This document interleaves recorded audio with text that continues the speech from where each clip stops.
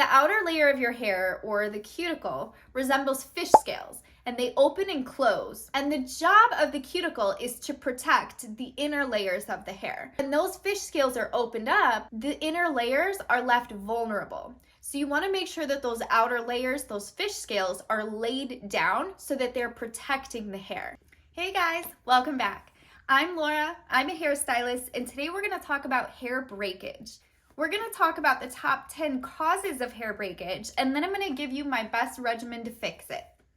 Okay, so number one is lack of moisture. So a lack of moisture is actually common in very coarse hair. This is because the hair strand is so large in diameter that sometimes it's hard for moisture to actually reach the center of the hair strand. Whereas with fine hair, it's a lot smaller in diameter, so it's a little bit easier for moisture to penetrate the hair strand all the way through.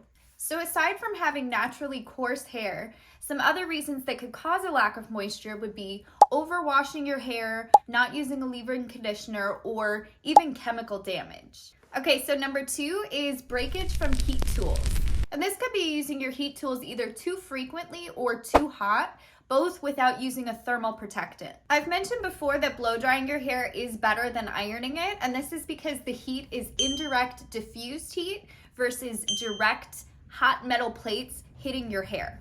I recommend using a leave-in conditioner that has a thermal protectant before you blow dry, and then using a thermal aerosol spray on your hair before you iron it. Okay, so number three is chemical breakage. So this is a big one, and this is normally because your hair has been over-processed with bleach. Not only does over-processing cause your hair to break and become very fragile, but it also actually causes your hair to lack moisture because the outer layer doesn't stay closed, it stays open, so moisture kind of just leaves the hair and it's become dry, it's extremely fragile, and it's way more likely to break off. Okay, so number four is breakage from rough towel drying and cotton pillowcases. This one might surprise you, but if you use a large bath towel as a hair turban to wrap your hair up, you need to stop that right now. Using a large towel as a turban puts a lot of pressure on your hairline because when your hair in that towel is wet, it's become very heavy. So all of the tension is right here, pulling on these baby hairs that are already the most fragile area on your head. So I always recommend using a small towel or even a microfiber towel if you are going to use a turban, or just don't put your hair in a turban at all. What's important is that you're paying attention to this and noticing if you're feeling tension on your hair when you have your hair in a towel, to take the towel out and try a different method. And cotton pillowcases are much rougher against the hair than, let's say, a silk pillowcase is. So if you toss and turn at night, you're a lot more likely to cause frizziness and even breakage, especially if your hair is already fragile, than if you were to use a silk pillowcase. Number five is breakage from hair ties and clips. I've talked about messy buns and ponytails a bit in the past, so I'm not going to go too deep on that here. But anything that's putting tension on your hair can cause breakage, especially if your hair is already fragile. So whether it be a scrunchie, an elastic rubber band, or a clip, if you're pulling your hair back very tight, you're likely going to cause breakage from that. I've even seen breakage from people putting their sunglasses on top of their head repeatedly. I once had a client that had a very strange pattern of breakage on her hair, and we ended up determining it was from her headband that she put on before she went running. So just be aware of anything that you're doing or putting under your hair that is tight or causing a lot of tension. Okay, so number six is infrequent haircuts. So if you're not trimming your split ends off, your hair is splitting and traveling up your hair strand. I don't recommend ever going longer than 3 months without some sort of a trim.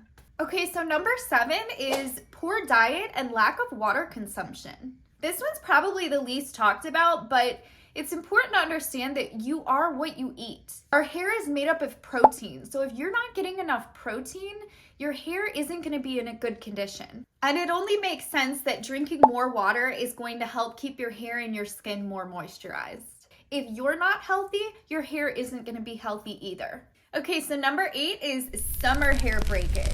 So during the summer, there are a lot of activities that we may partake in that can cause breakage on our hair. For one is UV rays. The sun can sunburn hair. Blonde and bleached hair is the most susceptible to damage from the sun, just like pale skin is, but any hair can become sunburned. And if you're going into the pool or the ocean, you need to be aware that those things can also dry your hair out and cause breakage as well. I recommend if you plan on being outside for a long period of time, keep your hair wrapped up under a hat to protect it from the sun. And if you know that you're going to be going into the pool or the ocean, put a ton of conditioner in your hair and don't rinse it out before you go into the water, because then your hair has absorbed the conditioner and it's not going to absorb as much of the chlorine or the salt water. Okay, so number 9 is vigorous brushing. This is one that I see a lot in my salon because I'll be taking my time to brush out the tangles in someone's hair and they'll be like, oh, just hand me the brush, and then they'll try to go and rip through it. That's a big no-no, and I will not let any of my clients do that in my presence. When your hair's wet, use leave-in conditioner to brush your hair out and start at the bottom in small sections, working your way up. When your hair is dry, use a boar bristle brush, not a wet brush, and do the same thing. Start at the bottom and take very small sections, working your way up. You can even use a dry conditioner to help you glide the brush through. Just keep in mind that anytime you hear that ripping sound, you are breaking your hair. If you look in your lap and see a bunch of little short pieces after you brush your hair, then you are brushing it too rough. Okay, so number 10 is breakage from using cheap products or lack thereof. So I've already mentioned it, how not using leave-in conditioner can cause breakage, but now I want to explain it how cheap products can cause breakage. So certain products contain silicones and things that coat and create buildup on our hair. And when there's buildup on your hair, moisture cannot get through to the cortex of your hair or the middle layer. So cheap products are actually acting as like a shield, blocking out moisture from getting into your hair. And when enough product has built up onto your hair, it becomes a lot heavier, and ultimately, if the hair isn't moisturized, it's just gonna break off. So now I'm gonna tell you about my favorite routine to stop hair breakage and make your hair nice and healthy. And I'm gonna link all of my favorite products below. So we're gonna start with your shampoo and conditioner. If you're noticing breakage, you should be using a bond-building shampoo and conditioner alternated with a moisturizing shampoo and conditioner. Each time you wash your hair, I would use the bond builder, and then the next time you'll use the moisturizing one. Okay, so number 2 is conditioning treatments for breakage. So if you're noticing breakage, then you should be using a conditioning treatment every time you wash your hair. Again, I recommend alternating between a bond-building treatment and a moisturizing treatment. Keep in mind that the bond builders are used actually before you shampoo your hair because they contain chemicals that need to be shampooed out. Okay, so the next step is to make sure you're using the proper leave-in products. I recommend using a leave-in conditioner as well as a hair serum. The outer layer of your hair, or the cuticle, resembles fish scales, and they open and close. And the job of the cuticle is to protect the inner layers of the hair. But when those fish scales are opened up, the inner layers are left vulnerable. So you want to make sure that those outer layers, those fish scales, are laid down so that they're protecting the hair. So that's where a serum comes in. So the leave-in conditioner is going to help add extra moisture that's going to get into the middle layer or the cortex of your hair. And this serum is going to act as a smoothing treatment that's going to help to smooth down the outer layer of your hair so that the moisture stays in there. Okay, so next is going to be our thermal protectant. And if you're not going to iron your hair, then you can skip this step. But if you do iron your hair ever, then you cannot skip this step. I recommend turning your heat way down, and I actually have a blog post where I talk about what temperature you should use based on your hair type that I'll link below. But no matter what temperature you use on your hair, you always need to use a thermal protectant. Okay, so the next step is UV protectants.